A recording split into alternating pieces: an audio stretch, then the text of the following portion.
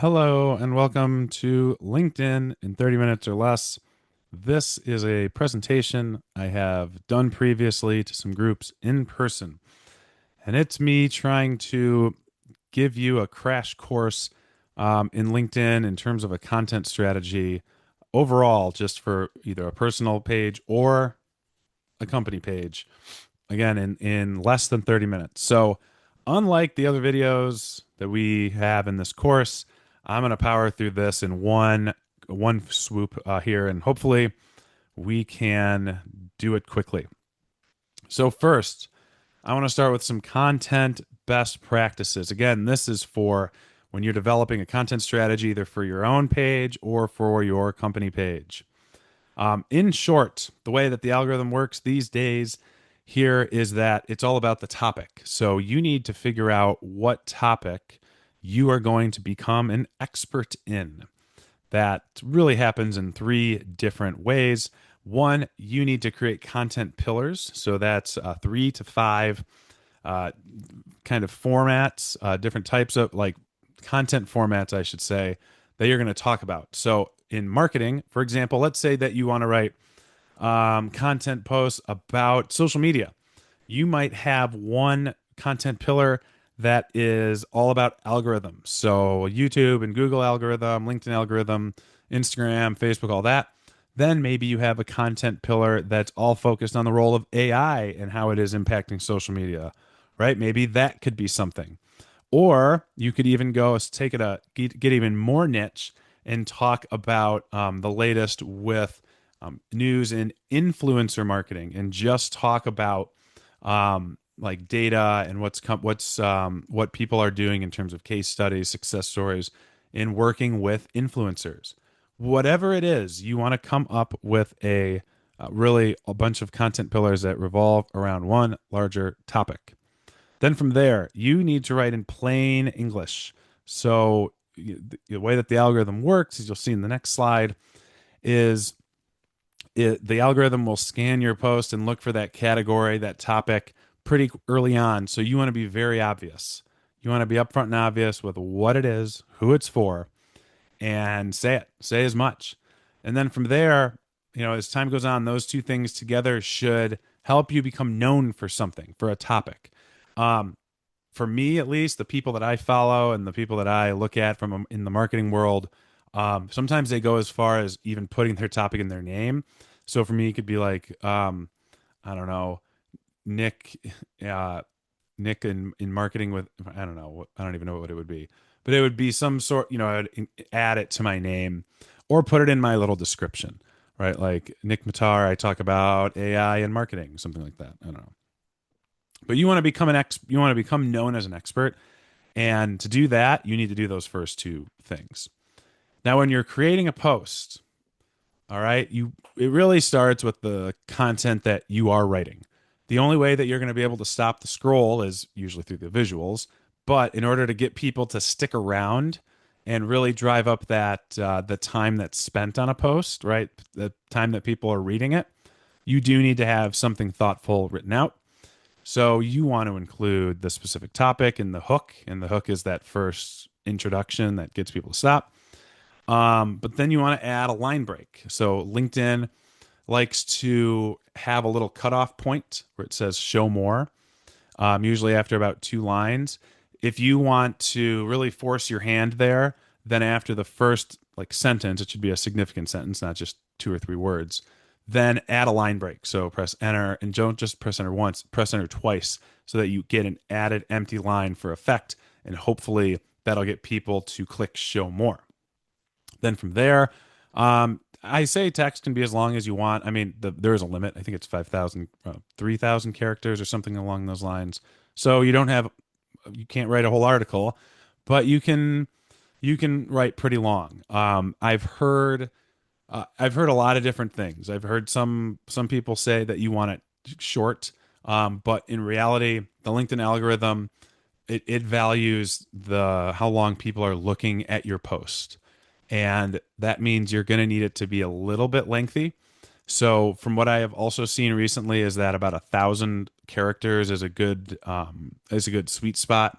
That usually comes out to about 100 140 to 165 words, which if you think about it that way, it's a little bit easier to understand than characters, because characters include spaces. But also, you want your post to be written very easily, very simply. And it also needs to be interesting. I mean, it needs to be interesting to you, but it also needs to be interesting to them. And the way that I always talk about it is when you read a post, you proofread it before you publish it. Before you press post, you got to think to yourself, did you find it interesting yourself? And if you didn't, nobody else is going to either. Your post topic is supposed to be about something that you're passionate about within the professional realm. And if you can't even get yourself up to be excited for it, then nobody else is going to either. Up next, we have content format. So there's 9 basic ones where you're actually creating content. There is like regular repost, which is just blanket reposting a post, but I'm not going to include that here. Now, these are the most popular ones: text, text plus single image, text and multiple image, etc., etc. Let me tell you right up front, reposting with comment and texting with polls, not great. Those are usually the ones that get the lowest reach, and they often drive the lowest engagements. Now, a couple that I do want to call attention to. First is the carousel. I mentioned this in the last presentation that I did about the LinkedIn strategy. If you're unsure what that is, first off, it is the ability to essentially put a presentation on LinkedIn in a post. Originally, people would put their presentations from like a speaking engagement there, and people could see what they talked about.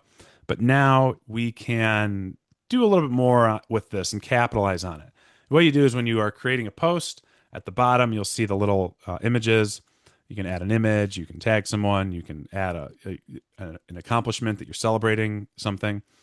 But if you click the plus sign, you can upload a document. You can upload a PDF. You can upload I believe PDF and PowerPoint are the 2 big ones that you can do. And I think or maybe it's only PDF. I'm not sure. But whatever it is, you want it to be visually stunning. Because if it's a PowerPoint, say it's a set of 10 slides and you convert it to a PDF, you can make them first in any size you want. So they can be square, they can be tall, they can be short. I personally recommend going with square. And I think I did 3-4 actually on this. And then when you have it, when you create it, there needs to be some substance to it. So these are ones that I did. Right, here's an example of what it looks like in a post on the left, the text at the top, the images at the bottom. And then when you're within the slides, right, you can see at the bottom on the right image, 5 of 22, those are the slides. Each time that you click an arrow to go forward, that counts as a post engagement. As a result, that's going to drive up your engagement rates big time, and it's going to signal to the algorithm that you have something really engaging and worth sharing to more people. As a result, you get a much higher engagement rate on average with carousels, and it should reach a broader audience than, say, just a text post. Now, the next format is the article. The post, the image on the right. So if we start from the right and go to the left, the image on the right is a screenshot I took of an article I wrote in March of 2026. And you'll see at the top is a banner image. That's an AI image, of course. And then I have an article that I start with underneath. LinkedIn articles are the hot new thing that the platform is pushing. They are looking to get people to use their little native blogging platform more so than their own, like than people's own platforms. And from a business perspective, it makes sense. You want people to stay on LinkedIn for longer. You want them to take more action. You want it to be the hub for their professional content. And for me, it's made it a little bit easier because I've had blogging websites over the years. It is kind of a pain to spend a ton of time like creating and going through all these customizations that I can have on a website. But if you think about it even more, I would love to keep people, be able to share my blog post somewhere where I'm not going to get penalized for a link. Now, as anybody that's a power user of LinkedIn knows, in any social network, an external link in a post is maybe not a death sentence, but it's not great. And So that's where the article comes in. So I've started writing some articles. You'll see the image on the left shows what the preview looks like.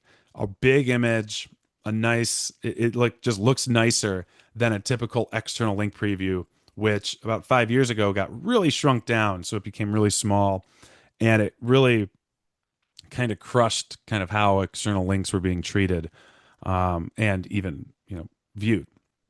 So articles, another good one to consider.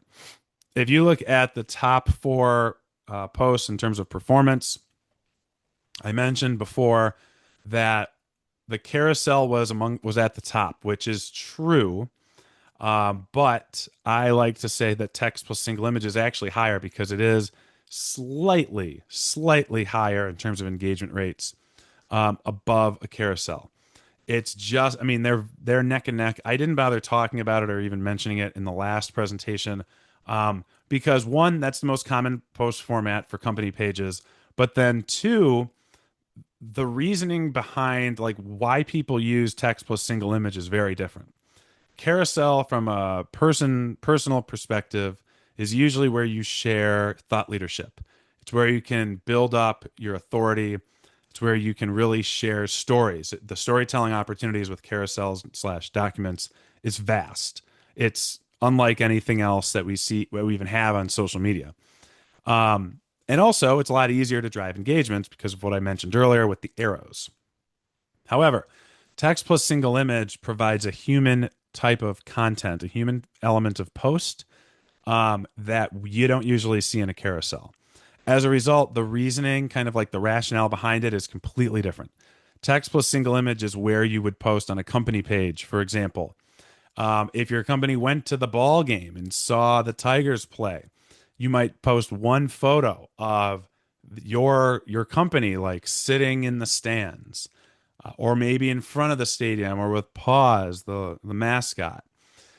That is the type of post that drives way more engagements than any other because it's about people. It's about company culture. But what it's not about is selling a product and driving leads. It's very different. It's more of an internal recruitment tool because it shows the fun that you're having. Another example would be if your company went and did some community service and it shows everybody like raking leaves or something, doing a cleanup on a blighted property. That is going to get way more engagement than a typical promotional post. So the reasoning behind these are very different.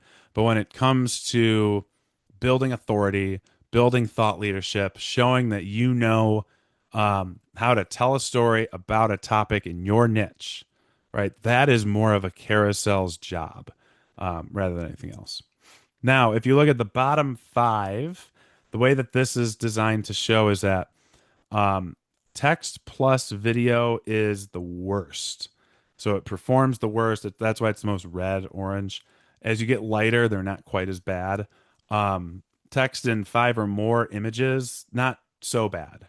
Whatever. It's sometimes if you, I believe you can upload now up to 10 or 20 images on a LinkedIn post. I personally think the sweet spot is still four. Because once you get to five or more, then it can be a little overwhelming. People don't usually look through all of them. We got to remember the way that a LinkedIn post is designed is not like Instagram. If you have a 20 image Instagram carousel, that is going to be a lot more enticing and a lot easier to view than 20 images, or we'll just say 10 images on a LinkedIn post. Now you'll also notice text plus video. That is officially the worst, just not worth really doing. Reposting with comment, not really worth doing either. It's not the end of the world, and I've seen some posts recently do a little bit better. But what they like to say, and what LinkedIn claims, and what I've seen from some of the algorithm experts, is that those types of posts don't require you to put a lot of thought into it, and that you can just, I mean, none of these do, right? They all have something in addition to the text, where the text is not doing much of the lifting. So you don't have people don't have any reason to stick around and actually check it out. Now, all of that is to say there is that important element of the post itself. I was considering starting with that. Um, you know, I, I was considering the whole idea of, well, let me start with the in-text elements first, and I thought, nah, I'll save that for second. But there are four key things to discuss here: emojis, links, hashtags, and how your text gets formatted. Here's an example of a post that kind of does it all. On one side, right? Well, they don't have any emojis here actually, but we know emojis. I think everybody knows them at this point. What I do want to call attention to is look at he has bolded text. Very interesting. He has that across a couple of different spots. Now, that is not something that you can just do with a simple control B in your post. In fact, even if you copy and paste a post like a post text from like Word or from Microsoft Word that and it's got bolded text, that's not going to work either. You need to use a third party tool that will carry over HTML elements of like bold over to the post. I don't. We have not seen anything that shows that these posts do better or worse. So I just would say no need to really use it unless you really want to. Again, then you got to use like a website text editor, what they call a WYSIWYG. What you see is what you get. I don't think it's really necessary. But then you also have hashtags. At the bottom of this guy's post are a bunch of hashtags. Um, yeah, to be real honest, those are huge no-nos. They have become spam signals. They really kind of crush your post at this point. Also, when you see this many hashtags, that is the number one signal that the post is written by AI. Because by default, unless you tell Chat or Claude or Perplexity or whatever, Gemini, if you need to tell those platforms and say, hey, you can write my LinkedIn post, but do not include hashtags. Hashtags, the AI platforms think are still a relevant piece of social media culture, and they are not. And not even on Instagram, right? On Instagram, you can only post a couple. TikTok, you can only have up to three. On LinkedIn, you can have as many as you want, but they're going to get crushed by the algorithm. And then finally, you have the links. You'll see right above the emojis is this link along with this link preview. Those also, I mean, they are a no-no, but they're not quite as bad as you might have thought. Hashtags in orange, that's bad, very bad. LinkedIn links, I put it in yellow because it certainly doesn't help you. It's definitely not going to help your case in terms of the algorithm, but also it doesn't completely kill you like you might have thought. Text formatting, I put in green just because it's fine. Emojis, I put in darker green because apparently they help retain attention a little bit.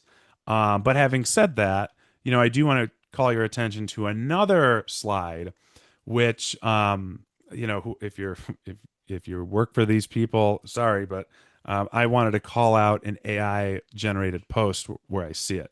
Anytime that you see a post like this, where we start with a rocket emoji or an alarm emoji or a lightning bolt emoji, that is the number one after the hashtags.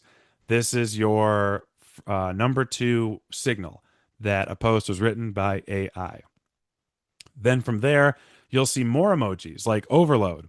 Another classic AI signal where you see bullet points in a bulleted list replaced by emojis. And from here, I think those are diamonds. I can't even really tell. And then you'll see at the end of each one, of each bullet, is another emoji. And then after that, key dates to know with a calendar emoji. Yeah, that's absolutely AI. And you just see them all over the place. So a post like this is classic AI. I wouldn't call it AI slop because it's not slop. It's just very bland and dull. And my thing with all of this is, if it's not going to be written by a person, like I'm not saying don't use AI, and you can certainly use it to help your posts, but now we have reached the point where LinkedIn is all in on getting rid of the AI slop, as we've seen with the very, very recent edition of the idea that, hey, you could report it as AI slop. You can no longer rewrite a post with AI. That is gone. Now, however, you can do the reverse and call out the AI instead. Then finally, on the in terms of AI, like what should you actually do? For me, I like to really load up my AI chatbot with as many examples of my writing style as possible. From there, I like to share, tell the AI about my LinkedIn strategy because I want it to understand what my content's about. But then I also put in the negative prompts. Don't put emojis. Do not put hashtags. Do not do X, Y, or Z. You need to send it's like working with another person who's going to help you ghostwrite your posts. So it's really, really important to provide it as much as you can up front. But also, all of this is to say, don't just go and start a new chat in chat and put all these in there. You should probably create a project, I believe they call them, or a folder. They all have different names for it, but you want a set of subsection of the platform where you can just focus on all of this work. Upload add all your posts in there. You can just put them in as text as you want. Um, Tell it what you want to do. Tell it what kind of post, like how long your post should be. But then after that first draft, you need to cut this down. Cut it down as much as you can. It's going to give you more than you want, and you need to make it more concise and just essentially edit it to make it seem yours and not AI's. All right, down to our last couple slides. We're in a good spot here. Let's talk about engagement. There are 5 different ways to engage with the post. The ones that everybody knows, likes, comments, reposts, those are classics. Those have been around forever. Clicks are another format. You don't see those as often. But then we have this dark green saves. That is the most powerful type of engagement. That is when someone actually bookmarks your post. And why is it so difficult, or why is it so highly rated? Well, I will show you. Right here is one of my highest performing posts. Again, text plus photo. So those work together to do pretty well because, again, it's about people. But if you press the little three button menu up in the top right corner, you'll see a little menu here. From there, you'll see save. That is for other users. They can save. When they save it, they go out of their way to save a post, which is essentially a bookmark.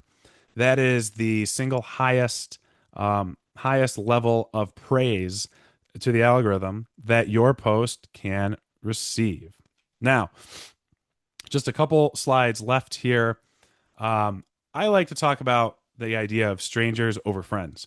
What I have seen from the algorithm reporters, the people that really spend time studying the algorithm and reading between the lines of what LinkedIn says, the idea is that if you get one comment from somebody who you don't know and you're not connected to, that's going to do more for your post than 50 comments from people you know. That is because the idea here is that you can plant friends. You can tell friends, like, hey, comment on my stuff. And also, friends are more likely to comment and talk positively about your stuff because they know you. But if someone goes out of their way to leave a comment on your post and they've never interacted with you before, that's going to be much more valuable for the algorithm. And it's also going to be a lot more valuable to you because now you have a new connection opportunity. But what I would say also, that one comment, you need to respond to it, especially if it's from a stranger. You want to keep that discussion going. And also, your comment reply is still good. I mean, it's still, the algorithm still counts it as a comment. It might not be as valuable as the stranger's comment, but it helps. Also, you might get another follow up from the stranger, which again is going to have just an amplification effect. Then finally, let's remember that the algorithm focuses on delivering topical content. So, what you want to do is you want to see your content reach new people, not just your existing connections, even if they have the same interests. So, that's why I like to talk about the importance of having strangers over friends. But finally, um, thinking about when you comment on other people's posts, it's nice. It's nice to comment on others. I would recommend it. It can. There were a couple of years ago, the algorithm was apparently set up where if you commented on like 3 to 5 people's posts and then published your own, that your post would just reach more people. But that has since been debunked or it's changed. I'm not really sure. But the resulting impact of this is simply it's still good to comment on others' posts, whether you know them or whether you're the stranger who's helping to 50x someone's post. It's okay to comment. You just need to comment with a purpose. You need to continue to add something to the conversation. Don't just say great job or love the post. You want to add something new. You want to provide a thoughtful comment. You can use AI to help you with this, especially if you're like, wow, they've covered it all. I'm not sure I have anything to add. What you can do is I'll copy and paste the post into AI after AI already knows about me, right? And what I would say. And I'll say, hey, give me a thoughtful comment to reply here with. And again, look at the comment. You need to break it down and make it your own. Don't just blindly copy and paste. But when you do this, this is going to insert you into a new audience, a new group, and could lead to more connections for you, more people viewing your profile, or more of those strangers commenting on your posts to help you reach that higher level of thought leadership, and authority on your niche. And that really is kind of the goal here, both from a personal and a company page perspective. You want to build your brand, but you want to build your brand equity at the same time. That'll help you in all walks of life and in business, and helping to growing your name, whether it's your personal name or your company.